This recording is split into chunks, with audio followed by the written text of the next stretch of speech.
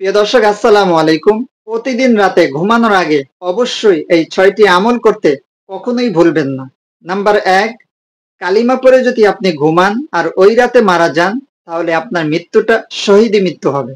Number 2, আপনি যদি দুরূদ শরীফ পড়ে ঘুমান, তাহলে মৃত্যুর পরে দুরূদ শরীফ হবে আপনার সুপারিশকারী।